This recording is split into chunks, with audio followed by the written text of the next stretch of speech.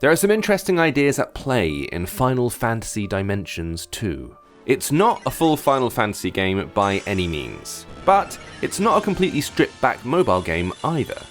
Instead, it sits somewhere in between, mixing together concepts from different corners of the Final Fantasy universe. And it all works pretty well.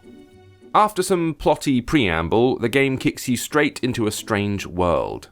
The main character is a spiky-haired youth with a head full of adventures, and after a meteor lands near his village, that's exactly what he gets.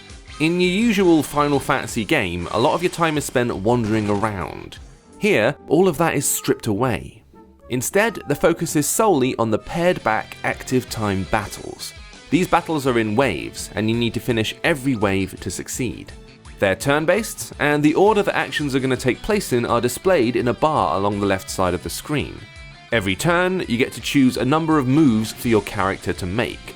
You've got your straightforward attack, or a bunch of magical moves that use up some of your magic points. It is Final Fantasy, so of course there are summons, which you can throw out when you've performed enough attacks to fill up a small bar near your health points. The battles themselves feel like they've been lifted from older Final Fantasy games. So if you've ever played any of them, you know pretty much what to expect. They have a nice rhythm, and while they're not super tactical, they're still a lot of fun to play through. And when you're not fighting, you're taking quests, pushing the story along and buying new equipment to toughen up your team. There's management to deal with as well, and the deeper you get into the game, the more you can play around with the makeup of your team and Eidolons, the monsters who tag along and help you out. As we say, there is definitely a lot to like in Final Fantasy Dimensions 2.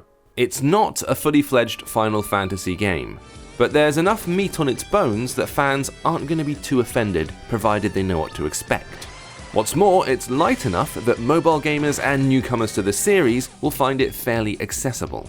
It's not going to get a huge paragraph when the complete history of Final Fantasy is written up, and the premium price point might put some people off, but we still reckon it's worth a look.